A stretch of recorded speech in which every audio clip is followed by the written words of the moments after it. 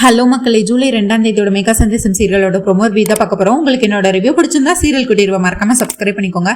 நம்ம அவள் வேர்வாள serial சலங்கேலி serial போட்டுட்டு இருக்கோம். அதையும் பார்க்கணும்னு நினைக்கிறவங்க அதையும் வீடியோ ஃபுல்லா பாருங்க.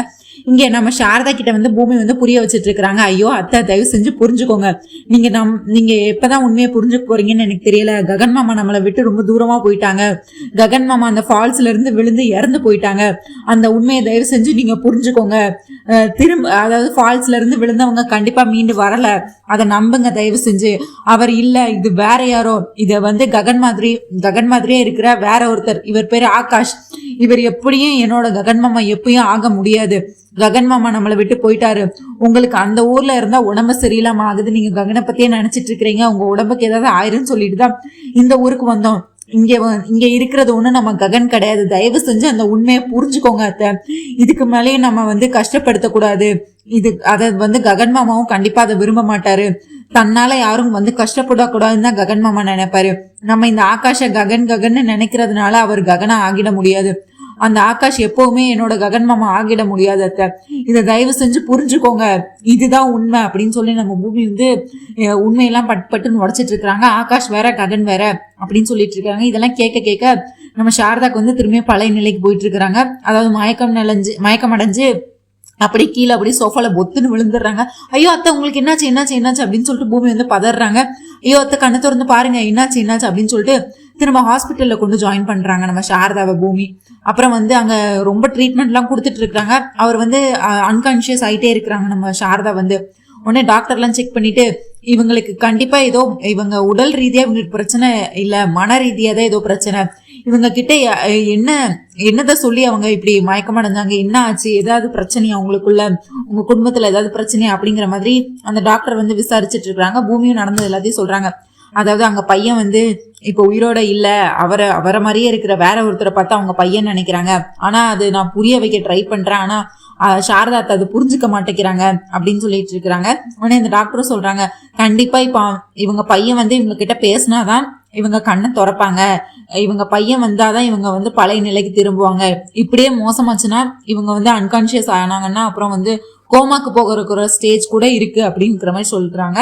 இப்ப இவங்க கிட்ட இவங்க பையன் வந்து பேசணும், அப்பதான் இவங்க உயிர் பிழைப்பாங்க, இல்லைன்னா ரொம்ப கஷ்டம் அப்படின்னு சொல்லிட்டு இருக்காங்க. ஐயோ, இறந்து போன ஒருத்தரை நான் எப்படி டாக்டர் கூட்டிட்டு வருவேன், நீங்க ஏதாவது பண்ணுங்க டாக்டர், ஏதாவது பண்ணி காப்பாத்துங்க அப்படின்னு சொல்லிட்டு இருக்கும் போது இவங்க மேல மாட்டி இருக்க மாஸ்க் எல்லாத்தையும் கலட்டி விட்டுட்டு நான் ககனை பார்க்கணும், ககன் அந்த அவங்களே ஒரு மயக்க நிலையில தான் இருக்கிறாங்க நம்ம சாரதாவே.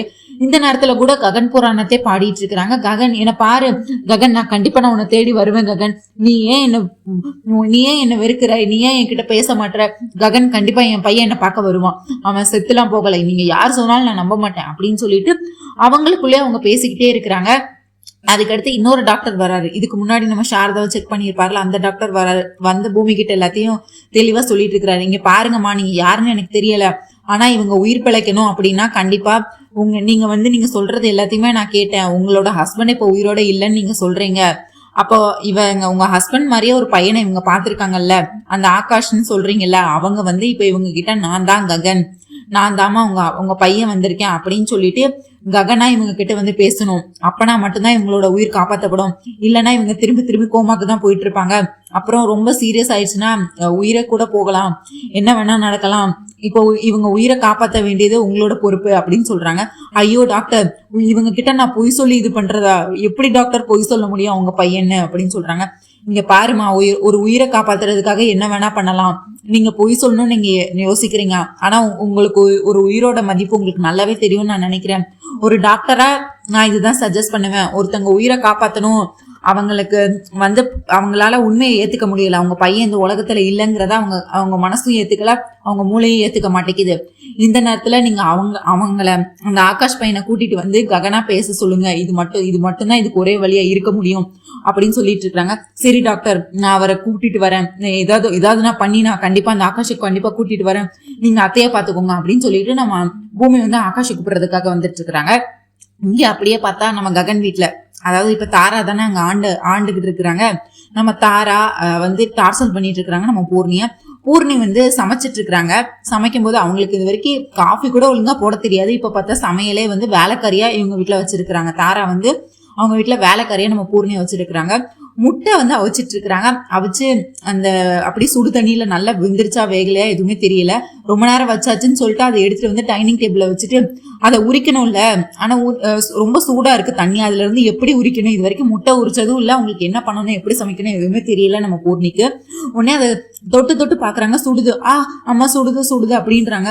உடனே இந்த நேரத்துல சரி வேற வழி இல்ல, கண்டிப்பா தாரா வந்தா நம்மளை இன்னும் டார்ச்சர் பண்ணுவோம்னு நினைச்சிட்டு அதை அப்படியே அவங்களே அவங்க கையால எடுத்து உரிக்க ட்ரை பண்றாங்க. அது உரிக்கவும் தெரியல, எப்படி உரிக்கணும் என்ன பண்ணணும்னு எதுவுமே தெரியல.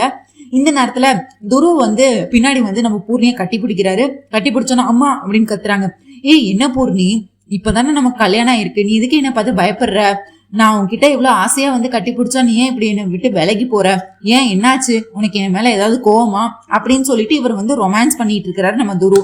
உடனே அதெல்லாம் ஒண்ணும் இல்ல, ஏன் என்னாச்சு, ஏதாவது கவலையா, உனக்கு ஏதாவது தெரியலையா அப்படின்னு கேட்டுட்டு இருக்கிறாங்க. ஆமா, இது வரைக்கும் நான் எங்க வீட்டுல முட்டை எல்லாம் உரிச்சதே கிடையாது, இது எப்படி உரிக்கணும் என்னன்னே தெரியல அப்படின்னு சொல்லிட்டு இருக்கான். ஓ இதுதான் உன் பிரச்சனையா, கூட நானே உனக்கு சொல்லித்தரேன் அப்படின்னு சொல்லிட்டு ஒரு கரண்டியில அந்த முட்டையை எடுத்து இப்படி லைட்டா தட்டிட்டு இப்படி உடைச்சனா அது ஈஸியா வந்துடும், நானே உனக்கு ஹெல்ப் பண்றேன் அப்படின்னு சொல்லி இவருக்கு வந்து பூர்ணி கூட ரொமான்ஸ் பண்ணிட்டு இருக்கிறாரு நம்ம துரு. இதை வந்து பூர்ணிக்கு வந்து என்னதான் அவங்களுக்கு கவலை இருக்கு, தன்னோட அண்ணன் உயிரோட இல்ல அப்படிங்கிற அந்த வேதனையிலையும் இந்த தாரா தன்னை கொடுமைப்படுத்துறதையும் நினைச்சு பார்த்துட்டு இருக்கிறாங்க. இதெல்லாம் தாரா வந்துட்டு இவங்க 2 பேரும் இப்படி முட்டை உடைச்சிட்டு இருக்கிறாங்கல்ல, பூர்ணி ஒரு பக்கம் முட்டை உடைக்கிறாங்க, துரு ஒரு பக்கம். துரு எப்படி முட்டை உடைக்கிறாங்கன்னு பார்த்தா அதை மாதிரியே நம்ம பூர்ணியும் முட்டை உடைச்சிட்டு இருக்கிறாங்க. இதை மாடிக்கட்டுல இருந்து வந்து பாத்துட்டு இருக்காங்க. தாராக்கு வந்தோன்னு கோவம் வருது. அண்ணா என்ன பண்ணிட்டு இருக்க அப்படின்னு ஒரு அவயத்தை போடுறாங்க. போட்டு இங்க என்ன நடந்துட்டு இருக்கு அப்படின்னு சொல்றாங்க.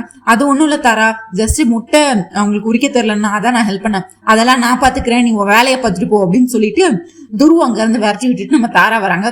ஏய் என்ன உனக்கு கொஞ்சம் கூட அண்ணன் இறந்துட்டான்னு ஏதோ சொல்லிட்டு ஒரு நாடகம் போட்டுட்டு இருந்த, அந்த ஏக்கம் கொஞ்சம் கூடவா இல்ல, அந்த வருத்தம் கொஞ்சம் கூடவா இல்ல, இப்படி கூச்சமே இல்லாம உன் புருஷன் கூட ரொமான்ஸ் பண்ணிட்டு இருக்க, உன் அண்ணன் இறந்துட்டான்னு சொல்லி இன்னும் ஒரு வாரம் கூட இன்னும் முடியல, அதுக்குள்ள இப்படி உங்களுக்கு ரொமான்ஸ் கேக்குதா இந்த வீட்டுல? என் சந்தோஷத்துக்கு எடுத்துட்டு நீ சந்தோஷமா இருக்கலாம்னு நினைக்கிறியா? உன்னை நான் சந்தோஷமா இருக்கதான் விட்டுருவேனா? இங்க பாரு உன்னே தாரா, அவ்வளவுதான், நீ இதுக்கு மேல ஏதாவது பேசணும்னா அவ்வளவுதான். என்னடி என்ன எதிர்த்து பேசுறியா அப்படின்னு சொல்லிட்டு அந்த சூடா இருக்குள்ள அந்த தண்ணிக்குள்ள நம்ம பூர்ணி கைய கொண்டு அதுல வைக்கிறாங்க.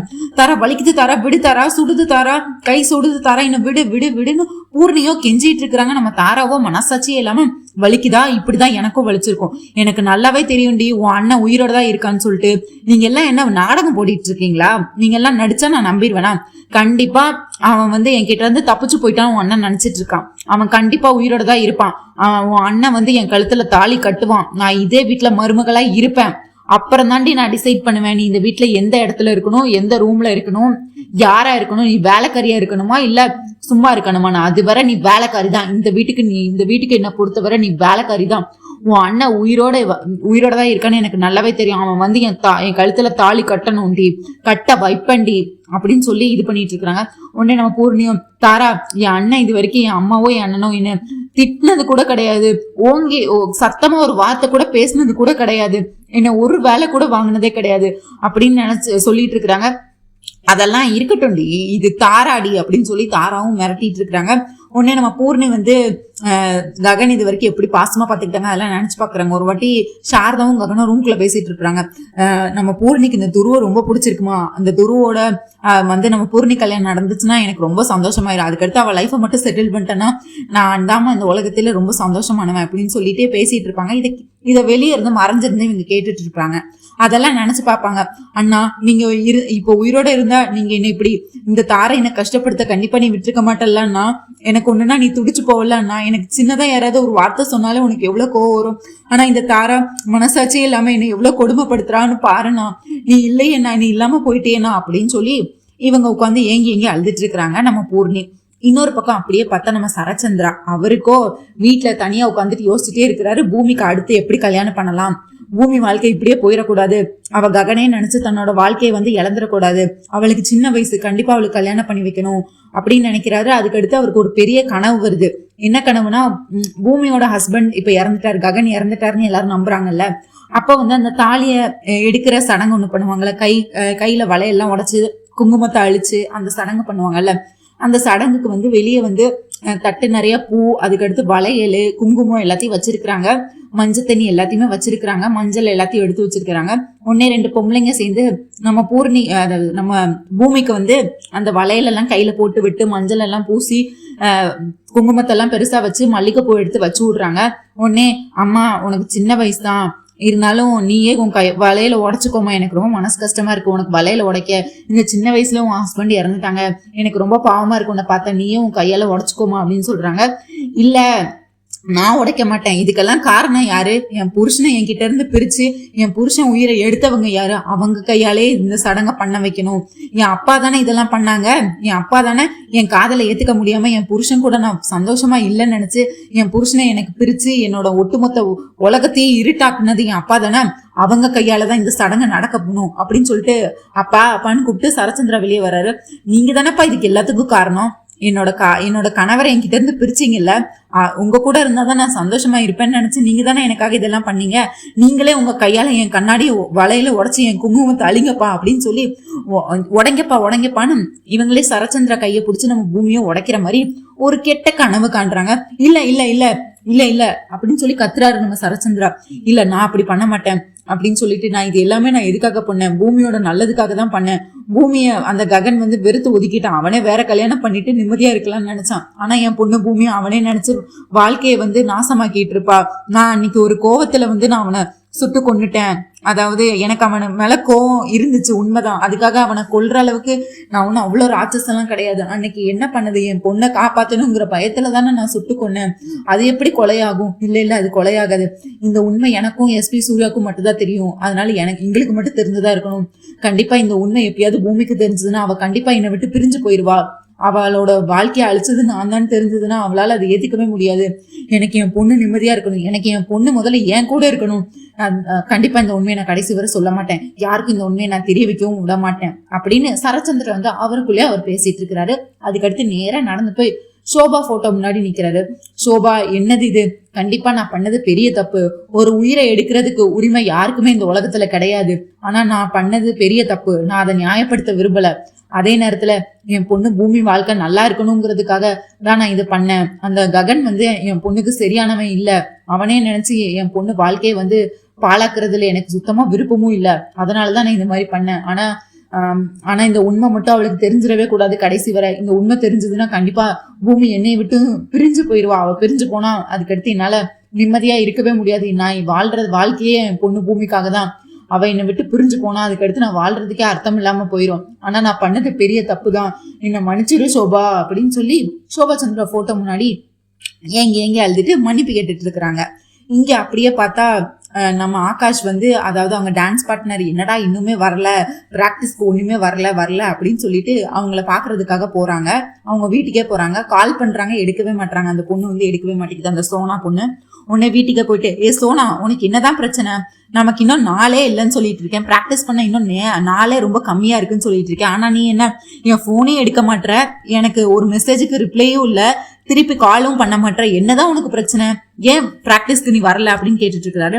இது என்னது, நான் உன்கிட்ட பல தடவை சொல்லிட்டேன் ஆகாஷ், நீ உனக்கு டான்ஸ் பார்ட்னரா மட்டும் நான் வேணும், ஆனா உன் லைஃப் பார்ட்னரா இன்னொரு பொண்ணா, நீ எனக்கு எவ்வளவு பெரிய துரோகம் பண்ணியிருக்க, நான் இதுக்கு அடுத்து உன்கிட்ட பேசணும், நீ இப்பவும் சொல்ற நீ என் காதலை அக்செப்ட் பண்ணா நான் உன்கிட்ட டான்ஸ் பார்ட்னரா வரேன், இல்லனா எனக்கு நீ டான்ஸ் பார்ட்னராகவும் தேவையில்ல, நீ வேற ஏதாவது ஒரு பொண்ணை பாத்துக்கோ, அதுவும் இல்லாம இது என்னது இந்த போன்ல அந்த பொண்ணு நீ உண்மையா கல்யாணம் பண்ணிருக்க அப்படின்னு சொல்லிட்டு இவங்க 2 பேரும் அந்த ராஜாராம் அந்த திருமணத்துல வந்து மாலை மாத்தி இருப்பாங்கல்ல, அது வந்து இப்போ வந்து அந்த போட்டோஸ் எல்லாம் வீடியோஸ் எல்லாம் இவ செல்லுக்கு வந்திருக்கும், சோனா செல்லுக்கு.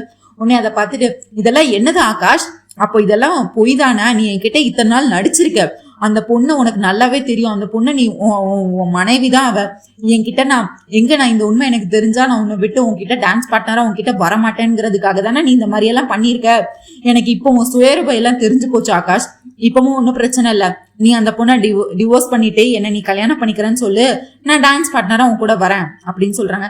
சோனா ஜஸ்ட் ஸ்டாப் இட், நிறுத்து, எதுக்கு நீ தேவையில்லாம பேசிட்டு இருக்க, எனக்கு அந்த பொண்ணு யாருன்னே தெரியாது, அவதான் யாரோ ககன் சொல்லிட்டு இருக்கா, நான் ஒன்னும் ககன் கிடையாது, ஐ எம் ஆகாஷ், ஓகே, நீயுமா அதை நம்புற, ஏன் நீ என் கூட இத்தனை வருஷம் இருக்க, உனக்கு தெரியாதா, உனக்கு தெரியாம எப்படி? அப்ப இந்த போட்டோல இருக்கிறதெல்லாம் என்ன பொய்யா? இந்த போட்டோல இருக்கிறது நீதானே? அப்ப நீ ஏமாத்த முயற்சிக்கிறியா? இதுக்கு மேல எதுவும் பேசாத ஆகாஷ். நான் உனக்கு ஒரே ஒரு சான்ஸ் தான் கொடுக்குறேன். நீ என்னை கல்யாணம் பண்ணிக்கிறேன்னு சொல்லு, நான் உன் கூட டான்ஸ் பார்ட்னரா வரேன். இல்லைன்னா இதுக்கு அடுத்து இது பத்தி பேசுறதுக்கு ஒண்ணுமே இல்லை அப்படின்னு சொல்லி இவரும் வந்துட்டு அந்த சோனா வந்து இந்த மாதிரி பெரிய செக் பாயிண்டா வைக்கிறாரு.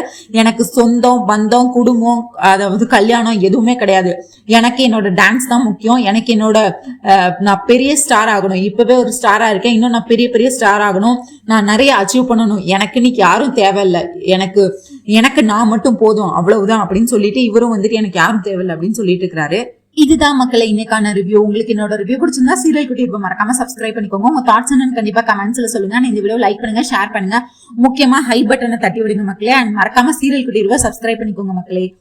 அண்ட் நம்ம அவள் வர்வாலா சீரியல், சலங்கேரி சீரியல், மெகா சந்தேசம் சீரியல் போட்டுட்டு இருக்கோம். எல்லா சீரியலும் பாருங்க, கண்டிப்பா சப்போர்ட் பண்ணுங்க. தேங்க்யூ மக்களே, நன்றி. நாளை சந்திக்கிறேன். பாய்.